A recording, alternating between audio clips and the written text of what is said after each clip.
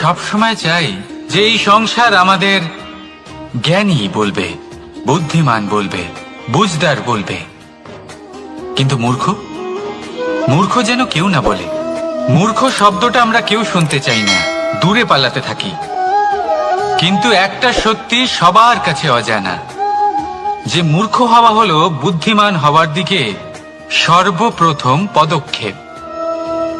আপনি যত খুশি দিগ্গজ জ্ঞানী মানুষদের সাথে আলাপ করুন, যত ইচ্ছে কথা বলুন, যতই জ্ঞানের কথা আলোচনা করুন, অভিজ্ঞতা মূর্খ হবার পরেই পাওয়া যায়, তাই নয় কি?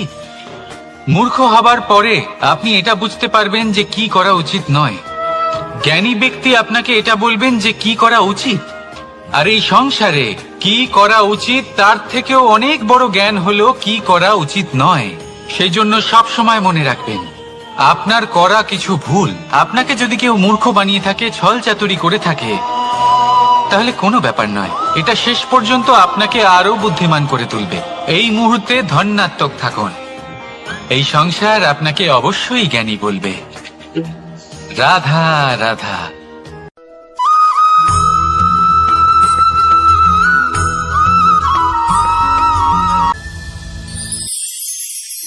সময়, কথায় আছে আমাদের জীবনের প্রত্যেক মুহূর্ত স্বর্ণর মতো হয়। এবার হয় আমরা একে নিজেদের কাছে রাখতে পারি, বা একে আমরা চলে যেতে দিতে পারি। কারণ এই ছোট ছোট মুহূর্তই আছে যা আমাদের জীবনকে গড়ে তোলে। এখন এই জীবন কেমন হবে তা আমাদের উপর নির্ভর করে। যদি আপনি একটা মুহূর্তের যত্ন না নেন, যদি আপনি এক মুহূর্ত ভালো না বাসেন, যদি আপনি এক মুহূর্ত স্নেহের আনন্দ না উপভোগ করতে পারেন, তাহলে দেখতে দেখতেই আপনার সমস্ত সময় নষ্ট হয়ে যাবে, আপনি জানতেও পারবেন না। অর্থাৎ এই সময় স্বর্ণ হতে পারে না। তবে আমরা একে স্বর্ণ বানিয়ে নিতে পারি আমাদের চেষ্টার মাধ্যমে। এই সময় শুধু একটি লাঙল যা মাটির সাথে লড়াই করতে পারে, আর কিছু নয়। একটা অত্যন্ত গুরুত্বপূর্ণ কথা মনে রাখবেন, আপনার কাছে শুধু সময় আছে।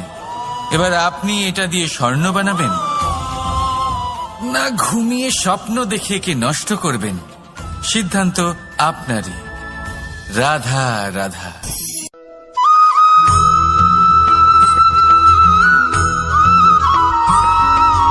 আপনি কি কখনো একজন মালিকে একটা বাগানের যত্ন নিতে দেখেছেন?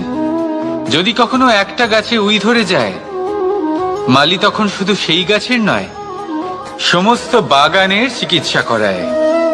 আপনারা হয়তো বলবেন, এ কেমন মূর্খতা, যখন উই একটা গাছে লেগেছে সমস্ত বাগানের চিকিৎসা কেন করাতে হবে?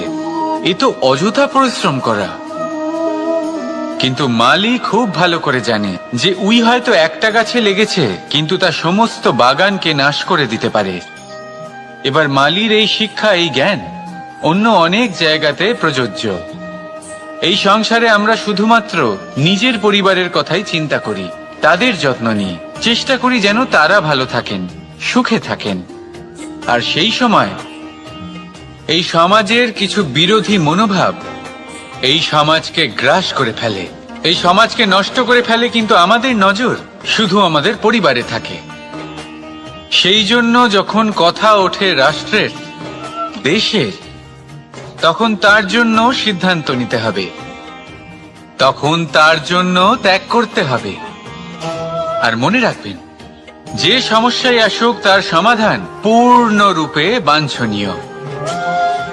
এই সংসারে প্রত্যেক ব্যক্তি যদি নিজের পরিবারেরও খেয়াল রাখেন এবং সমাজেরও খেয়াল রাখেন এবং সঠিকভাবে এই দেশেরও খেয়াল রাখেন, তবেই এই দেশ সম্পন্ন হতে পারবে।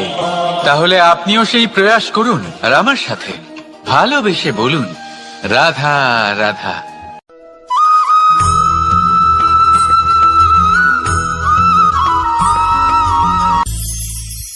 ভবিষ্যৎ। সংসারে এমন কোন ব্যক্তি আছেন যিনি নিজের ভবিষ্যতের বিষয়ে ভাবেন না? যে কেউ ভাবেন, আমার ভবিষ্যৎ কিছু এরকম হবে, আমি ভবিষ্যতে এরকম কিছু একটা করব, এই সুবিধা থাকবে, এই আনন্দ পাবো, ইত্যাদি ইত্যাদি। কিন্তু সত্যি বলি, ভবিষ্যতের থেকে বড় ভণ্ড আর কেউ নেই। ভবিষ্যৎ আপনাকে ছেড়ে চলে যাবে, আপনি জানতেও পারবেন না। ভবিষ্যৎ আপনার থেকে আপনার বর্তমান কেড়ে নেবে। অনেক সময় আমরা ভবিষ্যতের বিষয় ভাবতে থাকি, দুশ্চিন্তা করতে থাকি। ভবিষ্যৎ দিয়ে নিজেকে এতটাই ঘিরে ফেলি যে বর্তমান কি তা ভুলেই যাই, তার বোধই আমাদের থাকে না। ভাবুন, ভবিষ্যৎ কি? ভবিষ্যৎ হলো সেটাই যা এখনো পর্যন্ত ঘটেনি। বর্তমান হলো সেটা যা এখন ঘটছে। তাহলে যা এখনো ঘটেইনি তার বিষয়ে দুশ্চিন্তা করে নিজেকে ব্যতিব্যস্ত কেন করছেন? এই বর্তমান, এটাই হলো গুরুত্বপূর্ণ। এর উপরে সমস্ত ভাবনা কেন্দ্রীভূত করুন। মনে লক্ষ্য অবশ্যই রাখুন, কিন্তু পুরো মনোযোগ শুধু বর্তমানে থাকবে। এই বর্তমানকে যদি সামলে নিতে পারেন, তাহলে আপনার ভবিষ্যৎ এমনি উজ্জ্বল হয়ে উঠবে। তাহলে আসুন আমার সাথে ভালোবেসে বলুন, রাধা রাধা।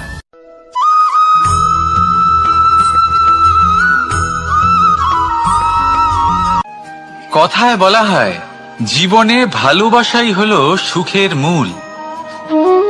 এটা সত্য। এবার প্রশ্ন হলো এটাই যে এই ভালোবাসা কার সাথে করা উচিত। যদি আপনি কিছুক্ষণের জন্য সুখ পেতে চান, তাহলে ভালোবাসুন নিজের রুচি মতো।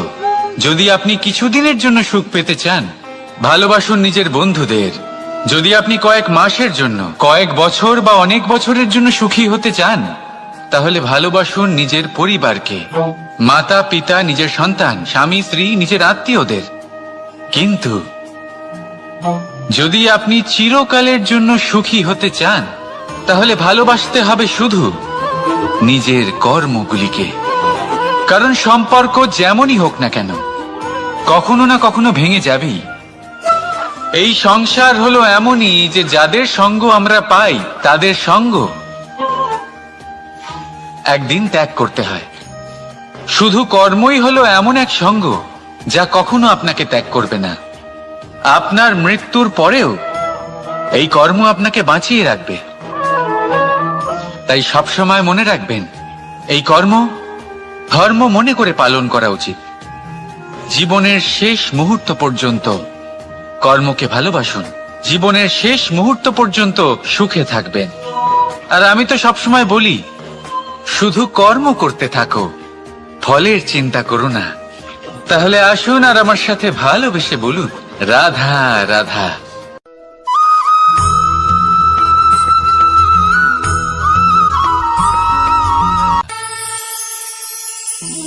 একটা সিদ্ধান্ত। এই জীবনে একটা সিদ্ধান্তের গুরুত্ব কি হতে পারে তা কখনো ভেবে দেখেছেন? একটা সিদ্ধান্ত সেই ভিত্তি হতে পারে যা আপনার পুরো জীবনকে বদলে দিতে পারে, এই সমস্ত সংসারকে বদলে দিতে পারে, ভবিষ্যৎ বদলে দিতে পারে।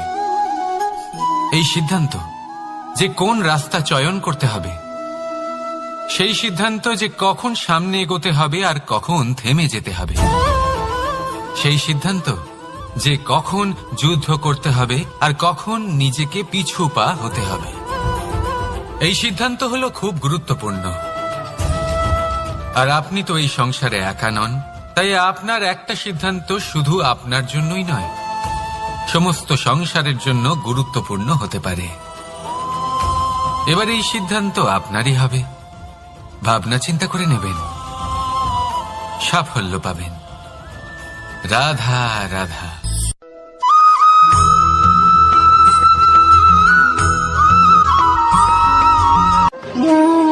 দ্বিধাবোধ। অনেক সময় আমরা জীবনে সেই বাঁকে এসে পৌঁছই যেখানে আমরা বুঝতেই পারি না যে এবার কোন দিক নির্বাচন করা উচিত। কখনো এদিকে যাওয়া উচিত মনে হয়, কখনো ওদিকে যাওয়া উচিত মনে হয়, কখনো দুদিকেই যাওয়া প্রয়োজনীয় বলে মনে হয়, কিন্তু তা তো সম্ভব নয়। কখনো কখনো এটা মনে হয় যে এখানেই থেমে যাওয়া ভালো, কোথাও না যাওয়াই শ্রেয়। এবার একেই তো দ্বিধাবোধ বলে। সংসারে এমন কোনো দ্বিধা নেই যার সমাধান সম্ভব নয়। এই দ্বিধাবোধ স্বাভাবিক। আর আপনার এই দ্বিধাকে আমি একটু সরল করে দিই। দ্বিধাগ্রস্ত হয়ে নির্বাচন করলে তখন এটা মাথায় নিয়ে করবেন যে আপনার এই নির্বাচনের ফলে এই সংসারের ওপর, এই সমাজের ওপর কি প্রভাব পড়তে পারে? নিজের লাভ ক্ষতির বিষয়ে ভাবা ছেড়ে দিন আর কর্ম করুন সংসারের মঙ্গলের জন্য, আগামী প্রজন্মের মঙ্গলের জন্য। ভাবুন আপনার এই নির্বাচনের জন্য কিভাবে তাদের জীবনের উদ্ধার সম্ভব। কারণ এই ভাবনাই হলো উচিত ভাবনা। কারণ অনেক সময় ওষুধ একটু কড়া মনে হতেই পারে, কিন্তু এই ওষুধই তো রোগ মুক্তি ঘটায়। সেইভাবে আপনাকেও এই দ্বিধার মুহূর্তে কঠিন নির্বাচন করতে হতে পারে। এই কঠিন নির্বাচন জীবনে কঠিন পরিস্থিতিও আনতে পারে, কিন্তু যদি এই নির্বাচন ধর্মসঙ্গত হয়, যদি এর দ্বারা সংসারের মঙ্গল হয়, তাহলে এই নির্বাচনই হলো সঠিক নির্বাচন। আসুন আমার সাথে ভালোবেসে বলুন, রাধা রাধা।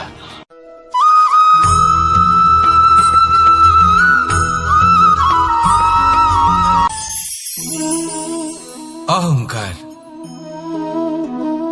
এ হলো ছোট একটা শব্দ, কিন্তু এর প্রভাব অত্যন্ত বৃহৎ হয়ে থাকে।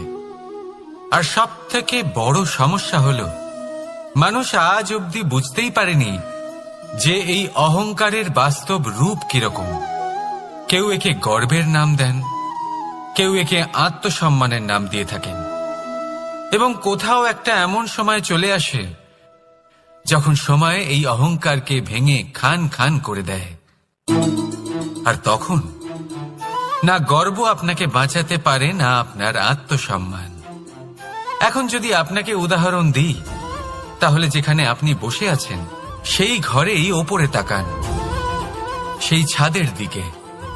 যদি এই ছাদ অহংকার করতে থাকে যে দেখো, আমি তো সব থেকে উঁচু জায়গায় আছি, আমার চেয়ে ওপরে আর কেউ নেই, আমি এই ঘরে থাকা সমস্ত ব্যক্তিকে ছায়া প্রদান করি, যদি এই অহংকার এসে যায় তাহলে কি? একবার ভেবে দেখুন, যদি পরের দিন তার উপর আরো একটা তলা বানিয়ে দেওয়া হয় তাহলে কি? এই ছাদ, যার নিজের উঁচু হবার অহংকার ছিল, যে সব থেকে ওপরে ছিল, সে এবার পায়ের তলায় চলে এসছে। এটাই হয়ে থাকে। মনে কখনোই অহংকার পোষণ করবেন না। যদি মনের মধ্যে কিছু রাখতে চান, তাহলে প্রেমের ভাব রাখুন, স্নেহ রাখুন। এই অহংকারকে আপনি যা ইচ্ছে নাম দিন, গর্ব হোক, আত্মসম্মান হোক, এর দ্বারা আপনার কোনোভাবেই কোনো লাভ হবে না। তাহলে এই অহংকারকে ত্যাগ করুন আর আমার সাথে ভালোবেসে বলুন, রাধা রাধা।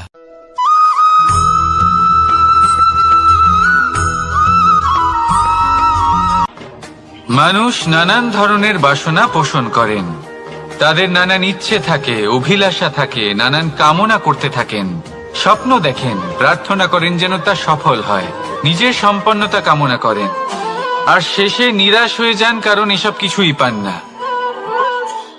আপনাকে একটা ছোট্ট উদাহরণ দিই। জঙ্গলের রাজা কাকে বলা হয়? সিংহকে। এবার যেহেতু সিংহ বনের রাজা, তাই হরিণ তো তার কাছে এসে এটা বলতে পারে না যে আপনি হলেন বনের রাজা, তাই আপনি আমাকে মেরে ফেলুন, আমাকে খেয়ে ফেলুন আর নিজের ক্ষুধা নিবারণ করুন। এমন তো হয় না। সিংহ যতই বনের রাজা হোক, তাকেও পরিশ্রম অবশ্যই করতে হয়, তবেই তার ক্ষুধা নিবারণ হয়। সেইভাবেই আপনার সমস্ত স্বপ্ন, আপনার সমস্ত ইচ্ছে, আপনার সমস্ত অভিলাষা, সমস্ত আকাঙ্ক্ষা পূরণ হবেই, অবশ্যই হবে, পরিশ্রমের দ্বারা। শুধু ভাবলেই হবে না। তাহলে আপনিও জীবনে পরিশ্রম করুন, নিজের সমস্ত স্বপ্ন পূরণ করুন, আর আমার সাথে ভালোবেসে বলুন, রাধা রাধা।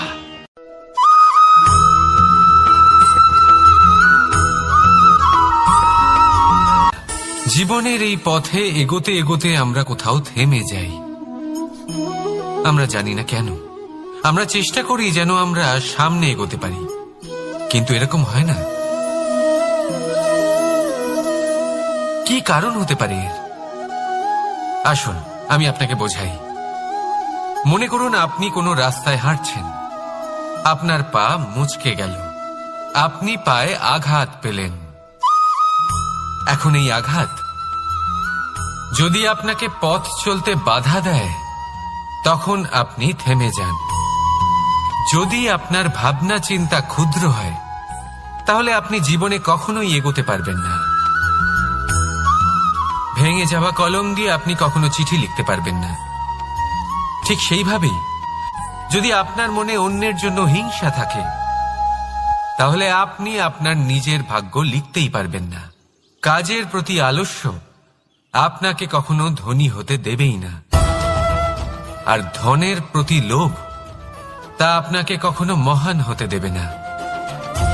ছোট একটা কথা, কিন্তু এ হলো অত্যন্ত গুরুত্বপূর্ণ।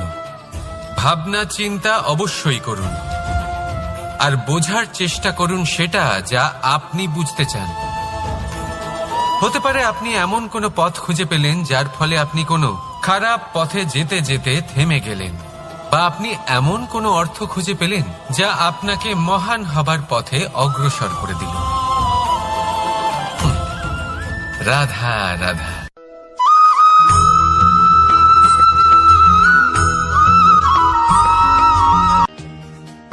আপনি কি কখনো কোনো উঁচু পর্বতের শিখরে পৌঁছতে পেরেছেন?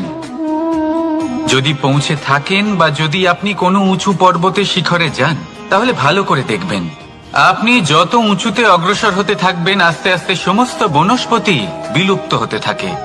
তারপরে সমস্ত গাছপালা পশু পাখি সব বিলুপ্ত হতে থাকে। শেষ পর্যন্ত সেই শিখরে থেকে যায় শুধুমাত্র শান্তি, নীরবতা। আমাদের মানুষের সাথেও এটাই হয়। মানুষ যখন আত্মবিকাশের পথে অগ্রসর হতে থাকে এবং নিজের জীবনের শিখরে পৌঁছতে চায় তখন তার একা থাকা অত্যন্ত প্রয়োজনীয় হয়, আর তাকে তখন ত্যাগ করতে হয় নিজের সুখ স্বাচ্ছন্দ্য, নিজের সম্পত্তি, নিজের সমৃদ্ধি, নিজের সৌন্দর্য। দেখুন, জীবনের শিখরে পৌঁছনো একেবারেই সহজ কাজ নয়। এ হলো অত্যন্ত দুর্গম এক পথ, কিন্তু যদি আপনি সেখানে পৌঁছতে চান তাহলে আপনাকে ত্যাগের প্রবৃত্তি জাগিয়ে তুলতে হবে।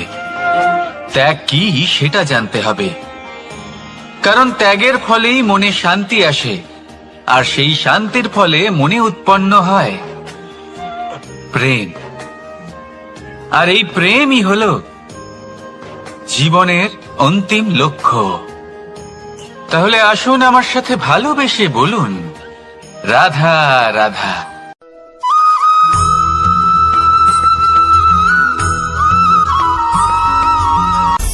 অনেকবার আমাদের দৃষ্টিভঙ্গি এমন হয়ে থাকে যে আমাদের আসল সত্যের থেকে অনেকটা দূরে নিয়ে যায়।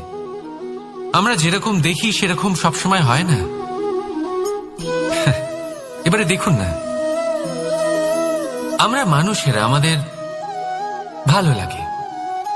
আমরা কোথাও গেলাম, আমাদের স্বাগত জানানো হলো, আমাদের প্রশংসা করা হলো, কেউ আমাদের দিকে হাসি মুখে তাকালো, আমাদের ভালোবাসলো, আমাদের একটা কথা মনে রাখবেন,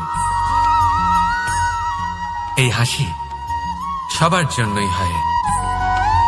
আপনি তাদেরকেও হাসি উপহার দিতে পারেন যাদের আপনি চেনেন, তাদেরও দিতে পারেন যাদের আপনি চেনেন না, ছোটদের দিতে পারেন, বড়দের দিতে পারেন, সবার জন্যই হলো এই হাসি।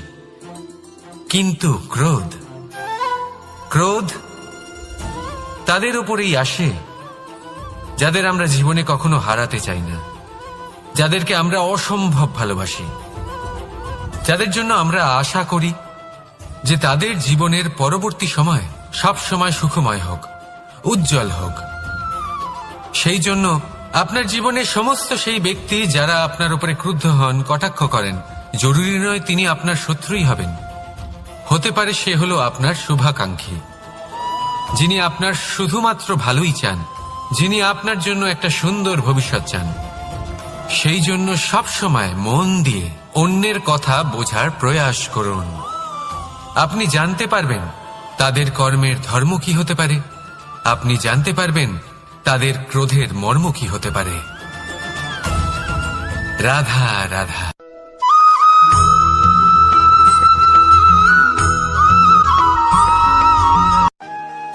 মানুষ বলেন প্রেমে অনেক শক্তি আছে, আর এটা সত্যিও বটে। প্রেমে এতটাই শক্তি থাকে যে শত্রুতার বড় বড় স্তম্ভকেও এত সহজে ফেলে দিতে পারে। কিন্তু আপনি দেখে থাকবেন, যারা অধিক শক্তিশালী হন তারা দুই ধার সম্পন্ন তরোয়ালের মতো হন। কারণ এই প্রেম যদি আচরণে থাকে, মনে থাকে, বিচার বুদ্ধিতে থাকে, তাহলে তা শুভ হয়। এই প্রেম সৃজন করে। কিন্তু প্রেম যদি ব্যবসার অঙ্গ হয়, যদি এই প্রেমের ব্যবহার নিজের স্বার্থ, নিজের অহংকারের জন্য করা হয়, তাহলে তা সংসারের বিনাশ ঘটাতে পারে। রাধা প্রেমের ব্যবহার করেছে শাম্বের কারণে, আর শাম্ব সেই প্রেমের ব্যবহার করেছে নিজের অহংকার, নিজের স্বার্থ সিদ্ধির জন্য। শেষ পর্যন্ত ক্ষতি শাম্বের হলো না, হলো প্রেমের। তাই মনের মধ্যে প্রেম ভাব অবশ্যই রাখুন, নিজের আচরণেও প্রেম ভাব বজায় রাখুন, কিন্তু সতর্কও থাকবেন আপনার এই প্রেম একে নিয়ে কেউ ব্যবসা না করে ফেলেন। আসুন আর এই ভালোবাসার সাথেই বলুন, রাধা রাধা।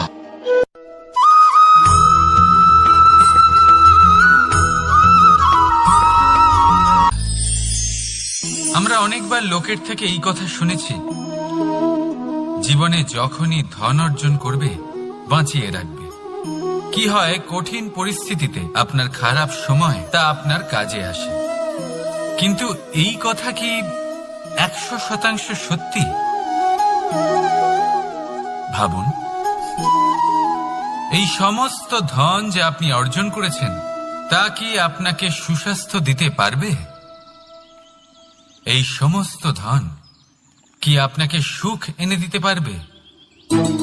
পারবে না, তাই না?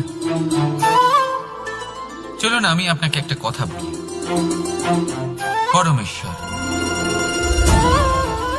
ঈশ্বর, যদি এই ঈশ্বরের ওপর আপনি বিশ্বাস রাখেন, সর্বদাই ভালো কাজ করেন, সবার মধ্যে প্রেম ছড়িয়ে দেন, আর সবার জন্য শুধু ও শুধুমাত্র শুভ কামনা করেন, তাহলে আপনার সাথে কখনো কোনো খারাপ হতে পারে না। তাই সময় বদলান, সময় বদলানোর উপকরণ নয়। আর ভালোবেসে বলুন, রাধা রাধা।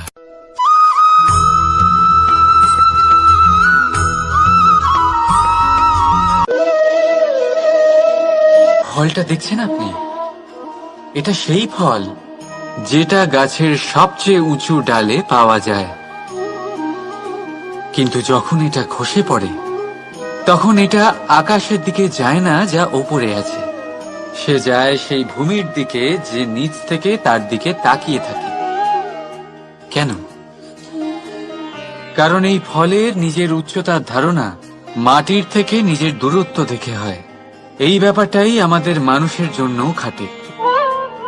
যদি আপনি সম্পন্ন হন, তাহলে তাদের সাহায্য অবশ্যই করবেন যাদের সামর্থ্য আপনার থেকে কম, যাদের সাহায্যের অত্যন্ত প্রয়োজন।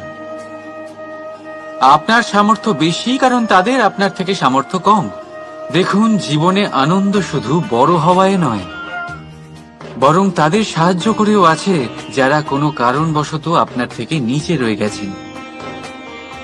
আর যখন একটা ফল এই কথাটা বুঝতে পারে, তখন আপনি নয় কেন, রাধা রাধা।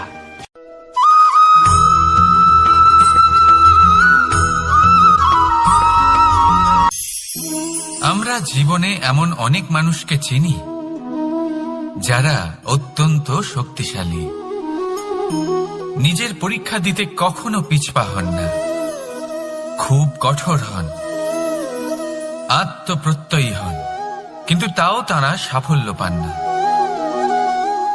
কেন? কি কারণ হতে পারে এর? লৌহ মানবের মতো ব্যক্তিত্বের অধিকারী হওয়া সত্ত্বেও তারা সফলতা কেন লাভ করেন না? এবার এটার উত্তর তাদের ব্যক্তিত্বের মধ্যেই লুকিয়ে রয়েছে। লৌহ মানব, লোহা। আপনি কখনো লোহাকে দেখে থাকবেন, অত্যন্ত শক্তিশালী, অত্যন্ত কঠিন, কিন্তু শুধু তখনই যখন সেটা শান্ত থাকে, শীতল থাকে। তাকে উত্তপ্ত করুন, তা আর কঠিন থাকবে না। তার উপরে এক আঘাত করুন আর চিনতে শিখুন সেই চিন্তাগুলো যা ক্রোধ বাড়িয়ে দেয়, আর সেইগুলোকে শেষ করে দিন, নয়তো সেই রাগ আপনার পতন অবশ্যই ঘটাবে। রাধা রাধা।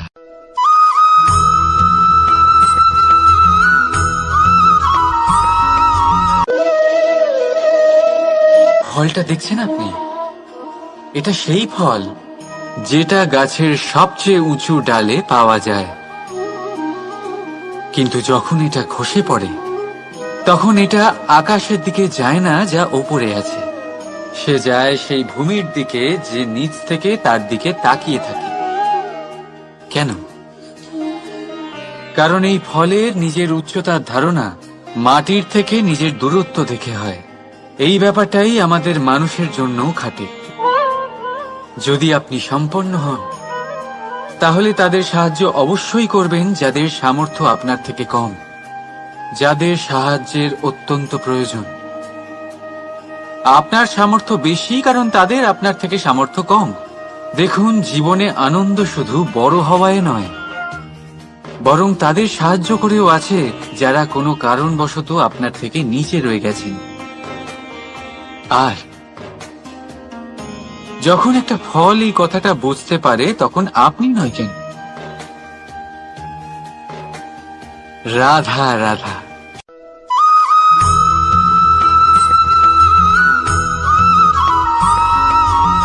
আপনি কি কখনো জলকে নিজের মুঠোতে ধরে রাখার চেষ্টা করেছেন? চলুন আজ করা যাক।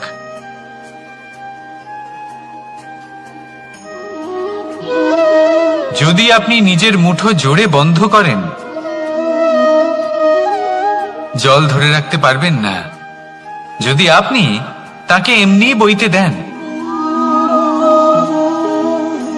তাহলে ও নিজের পথ নিজেই করে নেবে আর আপনার হাতেও থেকে যাবে। আমাদের জীবনও হলো কিছুটা এরকম, জলের মতো। নিজের পথ নিজেই করে নেয় এই জীবন। প্রত্যেক সমস্যার সমাধান নিজেই করে নেয় এই জীবন। তাই জীবনে যখন কোনো পরিস্থিতি আমাদের প্রতিকূল হয়ে থাকে, কিছুই হয়তো আমরা বুঝতে পারছি না, কিছুই যখন বসে থাকে না, তখন আমরা হতাশ হয়ে পড়ি, নিরাশ হয়ে পড়ি। আর এটাই করা উচিত নয়। শান্ত মনে দেখতে হবে যে এই জীবনে আসলে কি ঘটে চলেছে। কষ্ট সবাই ভোগ করেন। কষ্ট পেলে কেউ রেগে যান, রেগে গিয়ে পরাক্রম দেখান। এটাই তো করা উচিত নয়। শান্ত মনে সেটাই করতে হবে যা জীবন আমাদের শেখাতে চাইছে। জীবন আমাদের সব শিখিয়ে দেবে, শুধু মনে রাখবেন কখন প্রয়াস করতে হবে আর কখন আমাদের প্রতীক্ষা করতে হবে, সেটা আগে আপনাকে বুঝতে হবে। তাহলে আসুন আমার সাথে ভালোবেসে বলুন, রাধা রাধা।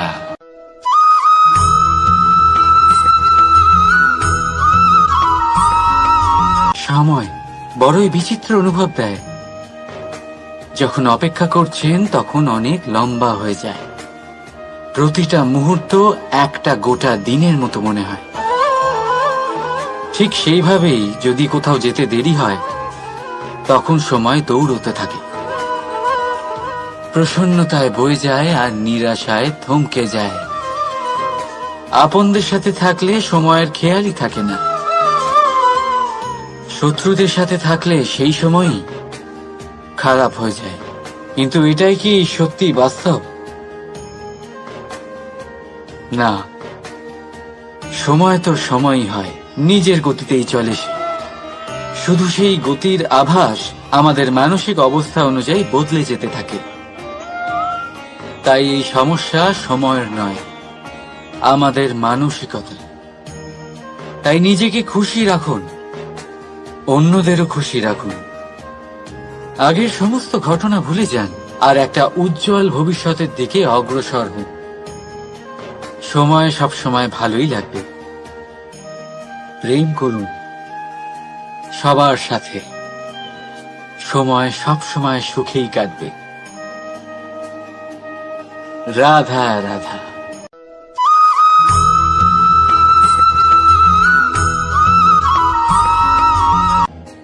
বাজ পাখিকে পক্ষীরাজ বলা হয়।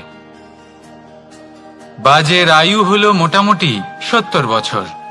এবার 40 বছর হতে হতেই ওদের পালক লম্বা এবং ভঙ্গুর হয়ে যেতে থাকে, ঠোঁট বেঁকে যায়, ডানা ভারী হয়ে যায়, অর্থাৎ আগের মতো উড়তে পারে না, সেই শক্তি থাকে না।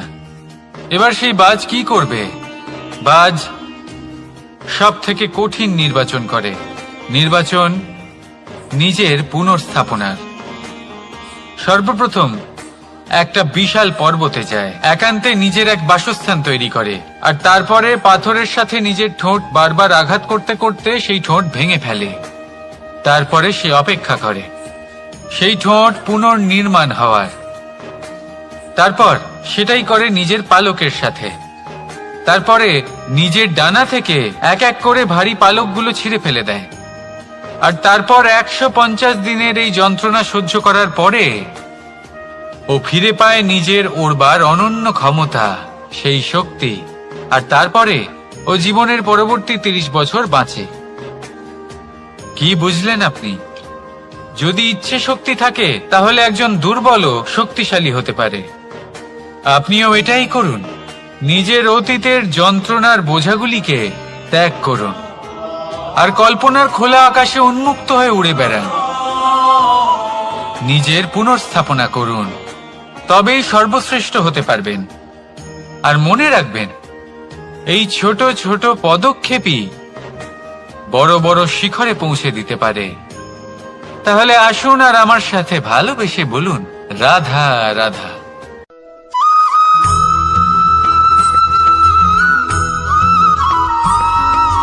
অগ্নি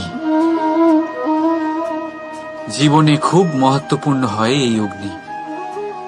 এই অগ্নি উজ্জ্বলতা হয়ে আমাদের জীবিত রাখে। কিন্তু ভাবুন, যদি এই উজ্জ্বলতা ক্রোধের অগ্নি হয়ে দিকভ্রষ্ট হয়, তাহলে কি হবে?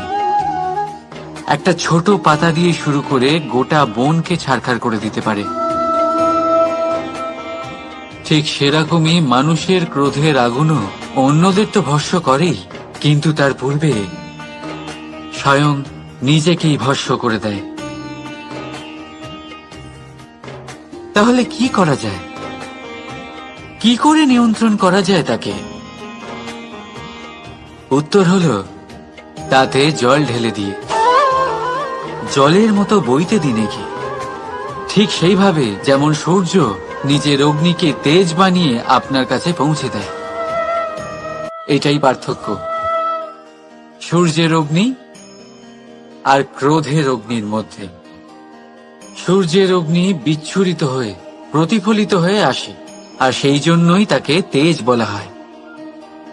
অন্যদিকে আমাদের ক্রোধের আগুনের কোনো সীমাই থাকে না। তাহলে নিজের অন্তরের শক্তিকে ক্রোধের আগুন বানিয়ে জ্বালাতে চান, নাকি উজ্জ্বলতা বানিয়ে বিস্তারিত করতে চান? সিদ্ধান্ত আপনার। রাধা রাধা।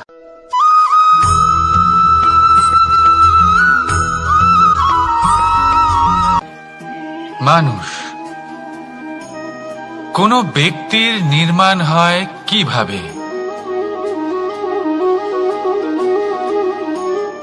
কেউ বলবেন পঞ্চতত্ত্বের দ্বারা, কেউ বলবেন আত্মা, দেহ ও চেতনার দ্বারা, কেউ বলবেন ঈশ্বরের কৃপার দ্বারা, তো কেউ বলবেন এই প্রকৃতির পরীক্ষার দ্বারা।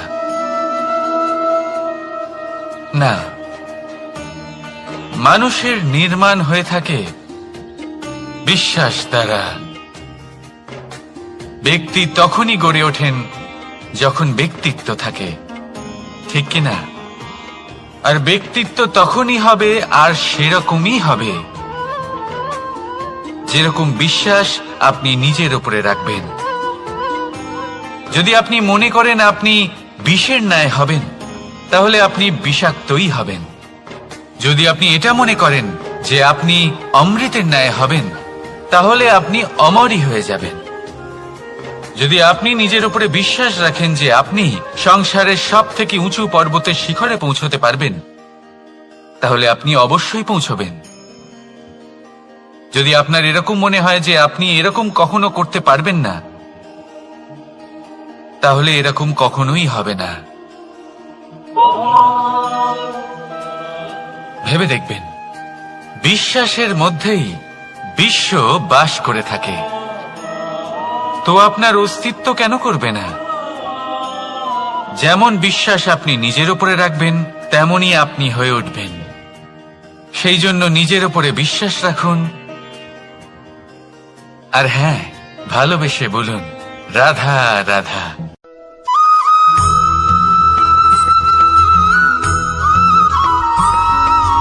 এই সংসার অনেকটাই বড়, আর আমরা তার কাছে অত্যন্ত নগণ্য।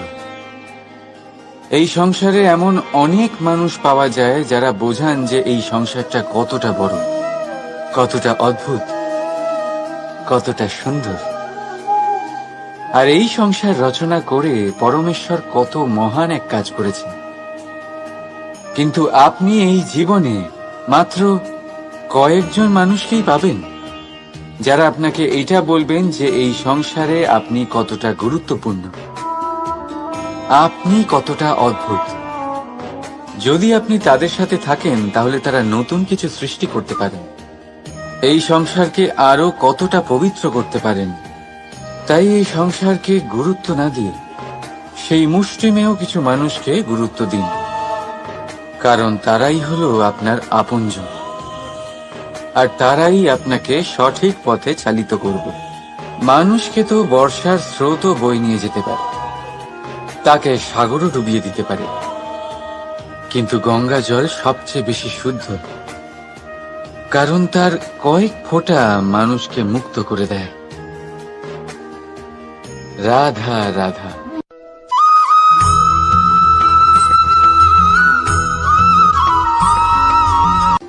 অনেক ব্যক্তির মনে একটা প্রশ্ন জাগে আমাকে আর রাধাকে নিয়ে। বলেন যে, না আমি আর রাধা একসাথে থাকি, না আমাদের বিয়ে হয়েছে। আমি এখানে দ্বারকাতে, ও ওখানে বর্ষণাতে, তাও এত ভালোবাসা কি করে? এ কেমন সম্পর্ক? আমি তাদের একটা সহজ কথা বলতে চাই। আপনি কখনো আয়নার দিকে দেখেছেন? নিজের দুই চোখের দিকে তাকিয়ে জিজ্ঞাসা করুন, এই দুই চোখ একসাথে কেন বন্ধ হয়, একসাথে কেন খোলে, একসাথে কেন ঘুমোয়, একসাথে কেন কাঁদে? আজীবন কোনো এক মানুষের সাথে সম্পর্ক রাখা অবশ্যই সম্ভব, তাদের সাথে দেখা না করে। আমার আর রাধার ভালোবাসাও কিছুটা এরকমই, আর কিছুটা এরকমই হয় ভালোবাসা দুই নয়নের মতো, যারা কখনোই মিলিত হবে না, কিন্তু চিরকালের জন্য একসাথে জুড়ে থাকবে। এই অনুভূতি নিঃস্বার্থ হয়, আর এই নিঃস্বার্থ ভালোবাসা আপনাকে আনন্দের পথে অগ্রসর করে। জীবনে সবসময় নিঃস্বার্থভাবে ভালোবাসুন, শুধুমাত্র আনন্দই পাবেন। তাহলে আসুন আমার সাথে নিঃস্বার্থভাবে ভালোবেসে বলুন, রাধা রাধা।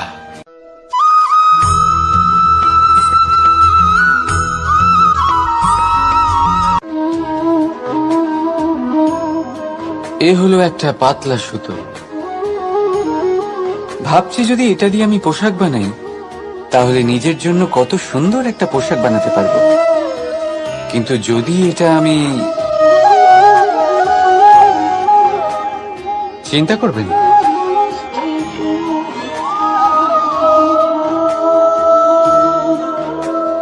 দেখুন এই সুতো জোড়া লেগে গেল। শুধু পার্থক্য হচ্ছে এটাই যে আগের মতো এটা আর সরল নেই। কে একসাথে বেঁধে রাখবে? অহংকার আর স্বার্থের আঘাত সে সহ্য করতে পারে না, ছিঁড়ে যায়। চেষ্টা করলে আবার এই সম্পর্ক হয়তো জোড়া লাগতে পারে, কিন্তু তা আগের মতো কখনোই থাকে না, কারণ মনে গিট পড়ে যায়। সেই জন্য প্রেমকে স্নেহের সাথে সামলে রাখুন, অহংকার আর স্বার্থের থেকে দূরে থাকুন। রাধা রাধা।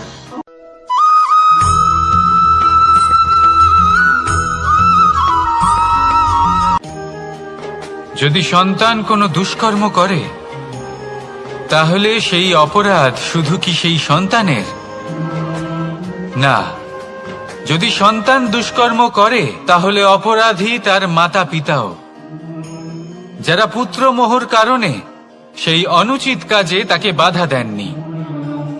অপরাধী হলেন তার পিতামহ, যিনি নিজের কর্তব্যবোধের কারণে নিজের পরিবারের যত্ন নেননি, যিনি সন্তানকে কখনো শাস্তি দেননি। অপরাধী হলেন তার সেই গুরুও, যিনি নিজের শিষ্যের সেই দুষ্কর্ম দেখেও তাকে প্রতিহত করতে পারেননি। একজন হবু রাজার কর্তব্য হলো নিজের প্রজার কাছে সে যেন এক উদাহরণ প্রস্তুত করতে পারে, কিন্তু যদি এত অনুচিত উদাহরণ প্রস্তুত হয়ে থাকে, তাহলে মা বাবার, বাড়ির বয়োজ্যেষ্ঠদের কর্তব্য হলো ওনারা যেন সেটা সেখানেই থামান, হয় ভালোবেসে নয়তো শাস্তি দিয়ে। যদি না থামানো হয় তাহলে মহাভারত অবশ্যম্ভাবী।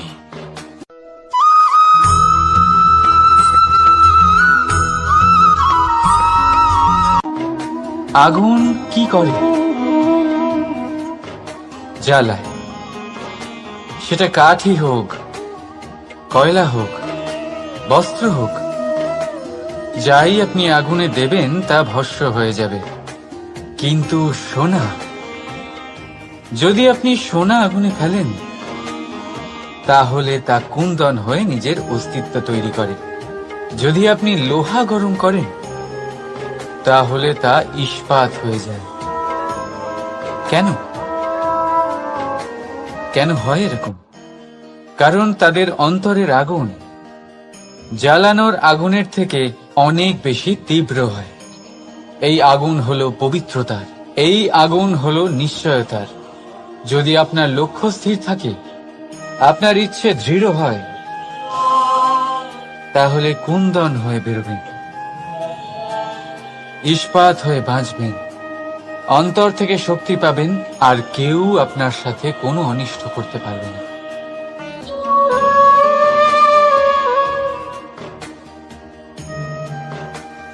নারী, পুরুষরা যাকে নাম দিয়েছেন ত্রিয়া, কেন দিয়েছেন, কে দিয়েছেন, কেউ তা জানে না।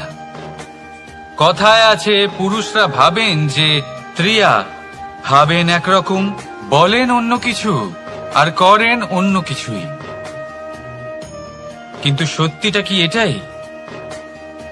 আসল সত্যি হলো এটাই যে ত্রিয়া হলো সেই চরিত্রহীন পুরুষ, আর কেউ নয়। সেই পুরুষ যারা নারীকে বলেন যে আপনি হলেন মা, আপনি হলেন দেবী, আপনি হলেন বোন, আর ভাবেন কি? ভাবেন যে এই নারী হলো আমাদের পায়ের ধুলো, আর কিচ্ছু নয়। আর কি করেন? ওনাদের মাথায়, ওনাদের খোপায় মালা পরিয়ে দিয়ে ভাবেন যে ওনারা হলেন তাদের পায়ের ধুলোর সমান। একজন নারীর সম্মান ভঙ্গ করেন, তাদের দাসী মনে করেন। ভুলবেন না, যত্র নারী আস্ত পূজ্যন্তে রমন্তে তত্র দেবতা।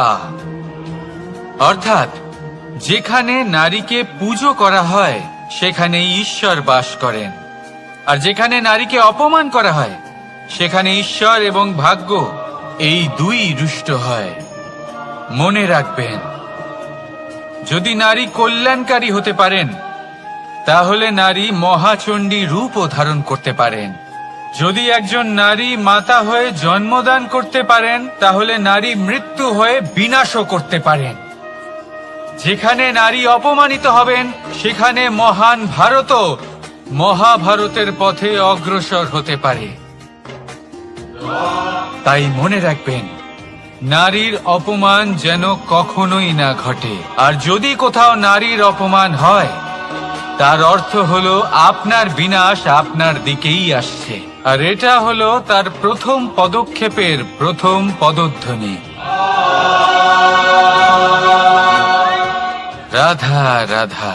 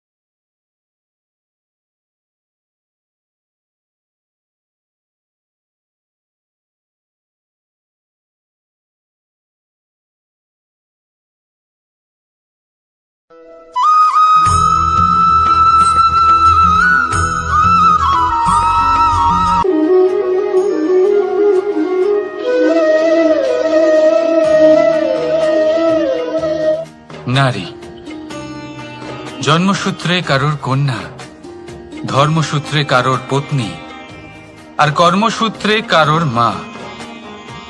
আমাদের মনে এই ছবি আঁকা রয়েছে একজন নারীকে নিয়ে, তাই না? একটা অতুলনীয় ভূমিকা রয়েছে নারীদের আমাদের জীবনে, আর নারী ছাড়া আমরা কিছুই নই। কিন্তু অধিকার, সেখানে আমরা একটা ভুল করে বসি। যখন নারী একজন কন্যা থাকে, যখন সে জন্ম নেয়, তখন তার ওপর অধিকার থাকে তার পিতার। আর তারপর যখন বিয়ে হয়ে যায়, তখন তার অস্তিত্বের ওপর অধিকার থাকে তার স্বামীর। আর যখন তিনি মা হন, তখন নিজেই তিনি জীবনের সমস্ত অধিকার দিয়ে দেন তার সন্তানকে। কিন্তু আমরা কি কখনো এটা ভেবেছি এই জীবন হলো তার নিজের? যে নারী সবার কল্যাণ করছেন, তার জীবনের অধিকারও তার কাছেই থাকা উচিত, তাই না? তার নিজের জীবনের সিদ্ধান্ত সে নিজেই নিতে পারেন, নিজেই নিজের ভাগ্যের রচয়িতা হতে পারেন। আর এর জন্য আমাদের নিজেদের পাল্টাতে হবে, দৃষ্টিভঙ্গি পাল্টাতে হবে। কারণ এই ধারণা সেটা আজ বা কালকের ব্যাপার নয়, এটা ঘটে চলেছে বহু বছর ধরে, আর চলতেই থাকবে যদি আমরা এটা না বদলাই।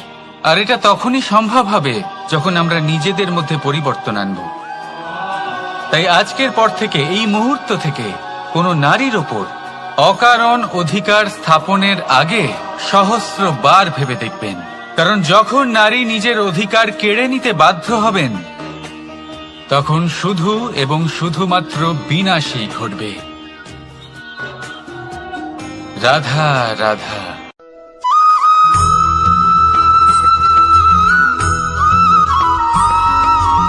মানুষের জীবন কি? আপনি বলতে পারেন জন্ম আর মৃত্যুর মধ্যেকার সময়। আর মৃত্যু কখন হয়? যখন মানুষ শ্বাস নেওয়া বন্ধ করে দেয়, হাত পা নাড়ানো বন্ধ করে দেয়, ভাবা ছেড়ে দেয়। এমনটা নয়, মানুষের অন্তর। তার মৃত্যু তখনই হয় যখন তার অন্তরের করুণা শেষ হয়ে যায়। করুণা, সেই ভাব যা মানুষকে মানুষ করে তোলে, যা এক মানুষকে আরেক মানুষের কষ্টে তার প্রয়োজনীয়তা অনুভব করে। আর সেটাই তাকে শক্তি দেয় অন্য কাউকে সহায়তা করার জন্য, তাকে পাত্র করে এই সৃষ্টির নিয়ন্তা হবার জন্য। দেখুন, এই সংসারে মৃত্যু কেবলমাত্র একবারই হয়, তাই তার আগে কেন মরব? এই করুণাকে কেন মারব? নিজের মনুষ্যত্ব বজায় রাখুন। মৃত্যুর পরেও আপনি জীবিত থাকবেন। রাধা রাধা।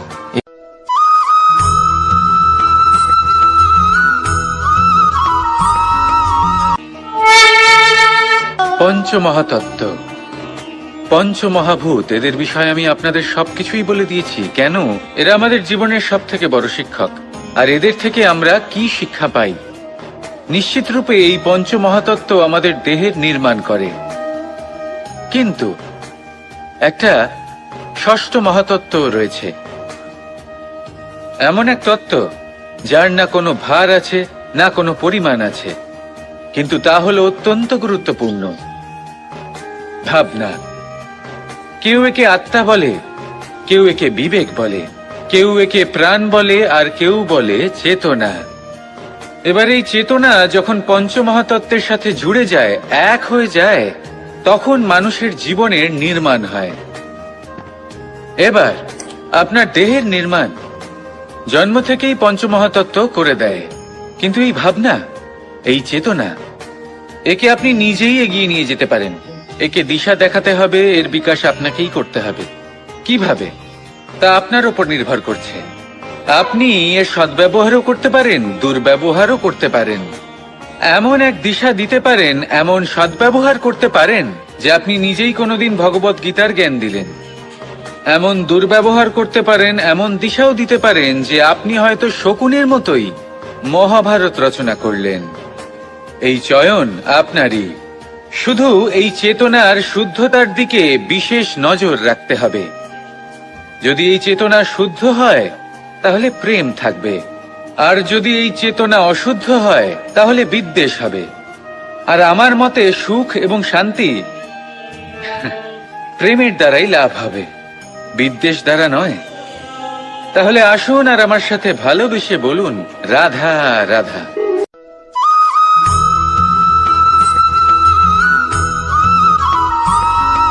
এটা হলো সূচ, আর এটা হলো তলোয়ার। এবারে আপনারা বলুন, আপনাদের দৃষ্টিকোণ থেকে এই দুই বস্তুর মধ্যে কোনটা বেশি শক্তিশালী আর গুরুত্বপূর্ণ হতে পারে? আপনি বলবেন তলোয়ারই সবচেয়ে শক্তিশালী বা গুরুত্বপূর্ণ। আচ্ছা, মানলাম যে তলোয়ার বেশি ভারী হয়। তলোয়ার আপনাকে যুদ্ধে বিজয়ী করে, যুদ্ধে শত্রুর বিনাশ করে, কিন্তু তলোয়ার দিয়ে আপনি কখনো আপনার বস্ত্র সেলাই করতে পারবেন না। যদি আপনার পায়ে কাঁটা ফুটে যায় তা আপনি তলোয়ার দিয়ে বের করতে পারবেন না। আপনাকে সূচের ব্যবহার করতেই হবে। এবারে বলুন, তলোয়ার পেয়ে যাওয়ার পরে এইভাবে সূচকে হারিয়ে ফেলা কি ঠিক হবে?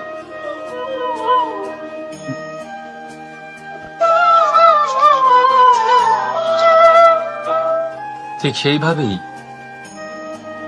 জীবনে সম্পন্ন বন্ধু পাওয়ার পরেও আপনার সেই বন্ধুদের হারাবেন না যারা কম সম্পন্ন, দরিদ্র।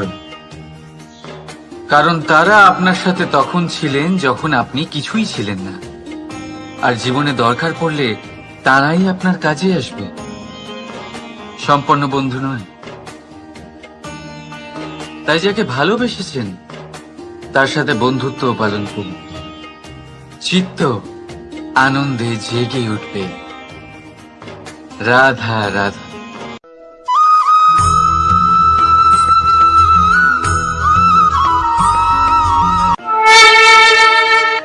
জীবনের পঞ্চ মহাতত্ত্বের মধ্যে পঞ্চম তত্ত্ব অগ্নি। অগ্নি যা জ্বালাতে সাহায্য করে, কিন্তু তা উত্তাপও প্রদান করে। নিশ্চিত রূপে অগ্নি আমাদের জ্বালিয়ে দিতে পারে, কিন্তু আপনি কি কখনো এটা ভেবে দেখেছেন যে আগুন, তাকে নিজেকে কতটা জ্বলতে হয়, তাকে নিজেকে কতটা তাপ সহ্য করতে হয়? ও নিজে জ্বলে আমাদের উত্তাপ প্রদান করার জন্য, ও নিজে জ্বলে আমাদের ঊর্জা দেবার জন্য, আমাদের আলো দেবার জন্য, অন্ধকারে পথ দেখানোর জন্য, শত্রুর সাথে মোকাবিলা করার জন্য আমাদের সাহায্য করে নিজে জ্বলে। যখন আমরা কোনো দেবতার জন্য যজ্ঞ করি তখন দেবতার ভোজন গ্রহণ করার নিমিত্ত হয় এই অগ্নি। কত কিছু ওকে সহ্য করতে হয় আমাদের এত কিছু দেবার জন্য। আপনিও আগুনের মতো হয়ে উঠুন, নিজে কষ্ট সহ্য করুন অন্যকে সাহায্য করার জন্য, তাদের জীবন উদ্ধার করার জন্য, নিজের প্রিয়জনের জন্য, নিজের পরিবারের জন্য, নিজের মাতা পিতার জন্য, এই সমাজের জন্য। নিজে কষ্ট সহ্য করুন, প্রকাশের কেন্দ্রবিন্দু হয়ে উঠুন, আর সকলকে পথ প্রদর্শন করুন, সবাইকে পথ দেখান। যেদিন আপনি আগুনের মতো হয়ে উঠবেন সেই দিন, ঠিক যেমন অগ্নিকে পুজো করা হয়, আপনিও সেইভাবে পূজনীয় হয়ে উঠবেন। যেমন সকল শুভকর্মে, সকল যজ্ঞে, সকল পুজোতে অগ্নিকে স্মরণ করা হয়, সেইভাবেই সকল শুভকর্মে আপনাকেও স্মরণ করা হবে। আর যেদিন আপনি এরকম হয়ে উঠবেন সেই দিন জীবনের বাস্তব মর্ম কি আপনি তা বুঝতে পারবেন। তাহলে আসুন আর আমার সাথে ভালোবেসে বলুন, রাধা রাধা।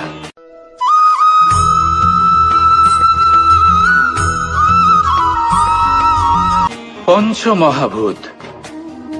জীবন রচনায় এর অবদান অনস্বীকার্য। এই পঞ্চমহাভূত আসলে কি? জল, বায়ু, অগ্নি, মাটি আর আকাশ। এবার শুধুমাত্র জীবন রচনায় এর অবদান আছে তা নয়, শুধু শরীর রচনাতে এর যোগদান আছে তা নয়, বরং এরা হলো আমাদের জীবনের সবথেকে বড় শিক্ষক। এবার আপনারা সকলে চমকে যাবেন। হয়তো আপনারা এই দৃষ্টিভঙ্গি দিয়ে কখনো দেখেননি। আমি আজ আপনাদের বোঝাবো। এদের মধ্যে সব থেকে বড় তত্ত্ব জল। এ আমাদের কি শেখাচ্ছে? এই জল, এর নামই হলো জল, কিন্তু এ কখনোই আমাদের জ্বালায় না, আমাদের জ্বলনের কারণ হয় না। তাহলে কি করে? আমাদের তৃষ্ণা মেটায়, আমাদের শীতলতা প্রদান করে, জীবন দান করে। এর দ্বারা আমরা কি শিক্ষা লাভ করি? যে আপনার উৎপত্তি যেখান থেকেই হোক না কেন, আপনি যেখানেই জন্মগ্রহণ করুন না কেন, আপনার কর্ম সর্বদা শ্রেষ্ঠ হওয়া উচিত। আপনি জলকে যে কোনো পাত্রে রাখুন না কেন, সে সেই অনুসারেই নিজের আকার ধারণ করে নেয়। এর দ্বারা আমরা কি শিক্ষা পাই? এই শিক্ষাই পাই যে যে কোনো পরিস্থিতিতেই নিজেদের মানিয়ে নিতে হবে, নিজেকে সেরকম করে নিতে হবে। যে দেশেই থাকি না কেন, যে স্থানেই থাকি না কেন, যে পরিস্থিতিতেই থাকি না কেন, যে ব্যক্তির সাথেই থাকি না কেন, আমাদের সুখময় হয়ে জীবন অতিবাহিত করা উচিত। দেখুন, আমাদের কত বড় একটা শিক্ষা দিল এই জল, যা আমরা কোনোদিন দেখতেই পাইনি। নিজেকে জলের মতোই করে তুলুন। সুখের ধারায় স্বাচ্ছন্দ্যে প্রবাহমান হতে থাকবেন আপনি। নিজের আকারকে ভেঙে ফেলুন, নিজের সীমা লঙ্ঘন করুন। আপনি অবশ্যই একদিন মহানুভবতা অনুভব করবেন। তাহলে আসুন আর আমার সাথে ভালোবেসে বলুন, রাধা রাধা।